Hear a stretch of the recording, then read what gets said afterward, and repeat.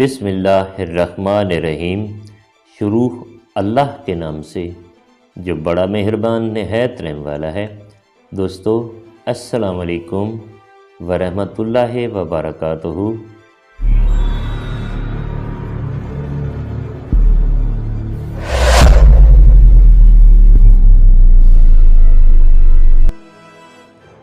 میں اکثر امام غزالی کا سہارا لیتا ہوں، جنہوں نے کہا تھا کہ جب ایک درویش کسی جنگل میں جاتا ہے تو جنگل کے گل، بوٹے، پتھر اور شجر اس سے کلام کرتے ہیں، تو کون جان لو کہ یہ سوختہ شجر بھی مجھ سے ہم کلام ہوتے ہیں۔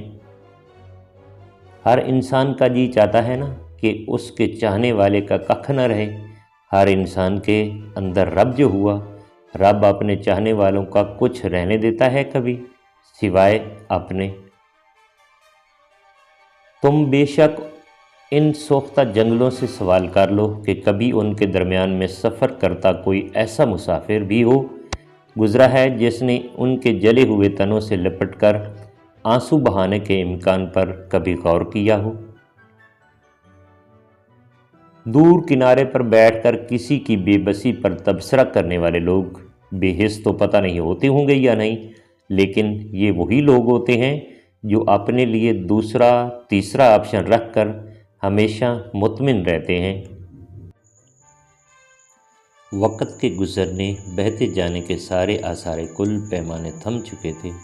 میں ہر سرخ پیتے، ہر جاڑ کھنکار کے لہو پن کو اور ان میں مدھم بہتے پانیوں کو یوں دیکھتا تھا جیسے وہ میری حیات کا آخری منظر ہو، موت سے پہلے کا منظر ہو، اور اگر میری آنکھیں ہمیشہ کے لیے بند ہوتی ہیں تو ان میں کچھ دیر تو اس منظر کے لالے گلاں عکس ٹھہریں گے، اور پھر ان پر فنا کی تاریکی غالب آئے گی، اور اگر قضا یوں آ جائے اور اس طور آ جائے تو کیا غم۔ حضرت حسن بصری رحمۃ اللہ علیہ فرماتے ہیں، تقویٰ کے 3 مدارج ہیں: اول غیظ و غضب کے عالم میں سچی بات کہنا، دوم ان اشیاء سے اعتراض کرنا جن سے اللہ تعالیٰ نے اجتناب کا حکم دیا ہے، سوم احکام الہی پر راضی برضا ہونا، اور قلیل تقویٰ بھی 1000 برس کے صوم و صلات سے افضل ہے، کیونکہ اعمال میں سب سے بہتر عمل فکر و تقویٰ ہے۔ لفظ اوقات کی اپنی اوقات ہی گر گئی ہے، یا شاید گرا دی گئی ہے، باقی ہر لفظ کی طرح اس کا معنی بھی بدل گیا ہے اب، لہٰذا نبھانے کی اوقات رکھنے والے لوگ تلاش کرنے سے پہلے اپنی اوقات واضح رکھیں تاکہ آپ کو حسب اوقات لوگ ہی ملیں۔ تمہاری عزت کا مول یہ ہے کہ اسے کسی کی زبان سے نہ باندھو، تمہاری قدر و قیمت تم خود طے کرو، لوگوں کی زبان کے ساتھ اسے مت باندھو میری بیٹی، کہ یہاں کسی نے زبان کھول کر چند لفظ تمہارے خلاف کہے، یہاں تم ان کی باتوں کی وجہ سے خود کو اداسیوں کی گہرائی میں ڈال دو۔ عقل مند بنو، اپنی زندگی کے ہر معاملے میں اپنی سردار خود بنو، اپنے جذبات کی لگام، غصہ، نفرت، اداسی، محبت، سب کو اپنے تابع کر لو۔ کچھ مرد بڑے ماہر آرکیٹیکٹ ہوتے ہیں کیونکہ وہ راز پا لیتے ہیں کہ عورتوں کو صرف باتوں سے تسخیر و مسمار کیا جا سکتا ہے، اور باتیں روزانہ کے حساب سے کئی تاج محل تعمیر کر سکتی ہیں۔ بانو قدسیہ لکھتی ہیں کہ کبھی کبھی انسان کا خاموش ہو جانا بہتر ہوتا ہے، بجائے اس کے ہم لوگوں کو سنا کر بتائیں کہ ہم کیسا محسوس کر رہے ہیں، کیونکہ یہ امر اس وقت مزید تکلیف کا باعث بنتا ہے جب لوگ ہمیں سن رہے ہوتے ہیں مگر ہمیں ہماری کیفیت، درد، تکلیف کو نہیں سمجھ پا رہے ہوتے۔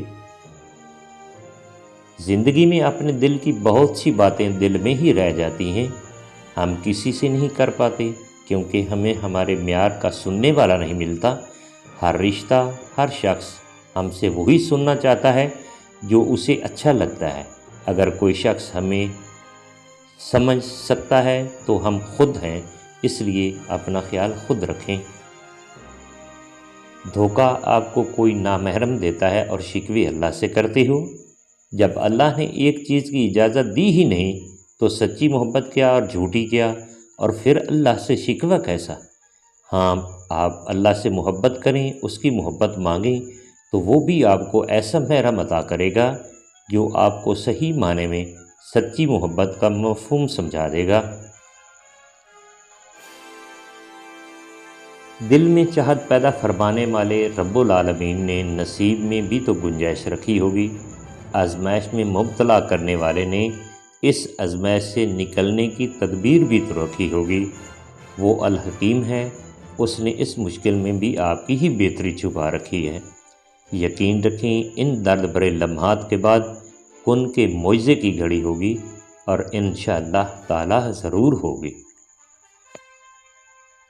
مگر جب تم تنہا سوتے ہو، بہر اندھیرا ہوتا ہے، رات آدھی ہوتی ہے، تب خواب مکمل طور پر تمہارے جسم اور تمہاری روح کو اپنی گرفت میں لے کر انہیں پوری طاقت سے جکڑتے ہوئے اپنے سارے اسرار اور پوشیدہ علم و عرفان کے بند تم پر کھولتا ہے۔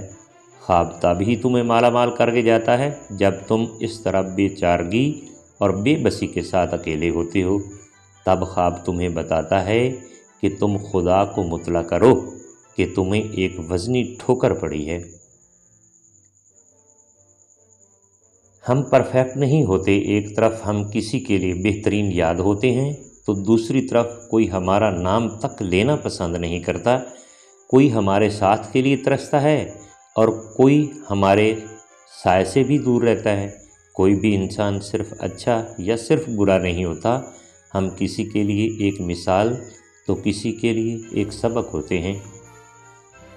بہت سے لہجوں پر دل ٹوٹ بھی جاتا ہے، بہت کوشش کے باوجود بھی ہم کمزور پڑ جاتے ہیں اور آنسوؤں کو روکنے پر بھی وہ بہہ جاتے ہیں۔ جب خود کو پوری دنیا میں تنہا تصور کرتے ہیں تبھی دل سے ایک آواز آتی ہے کہ لوگوں کا کیا ہے، میرا اللہ تو مجھے جانتا ہے، وہ میرے ساتھ ہے۔ جن کے پاس متبادل موجود ہوں ان کو کہاں فکر ہوتی ہے کہ آپ روٹھ جائیں یا ٹوٹ جائیں، تو مر بھی جائیں، کیونکہ آپ کی جگہ دینے کو ان کے پاس بہت سے لوگ موجود ہیں۔ فکر تو ان کو ان کی ہوتی ہے جن کا متبادل نہ مل سکے۔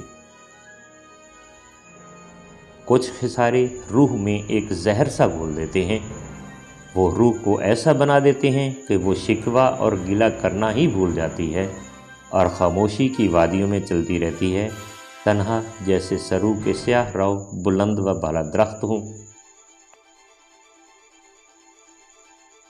عشق اور محبت کے نام پر جسم اپنی غلیظ ضرورتوں پر ہمیشہ پردہ ڈالتا آیا، مگر کیونکہ مادے سے چھٹکارا پانا فی الحال ممکن نہیں، اس لیے شہری منصوبی بندی والوں نے سائنس، مذہب اور فلسفے کے باہمی اشتراک کے ذریعے سب سے پہلے محبت کے کوڑے کو جھاڑو لگا کر شہر بدر کر دیا۔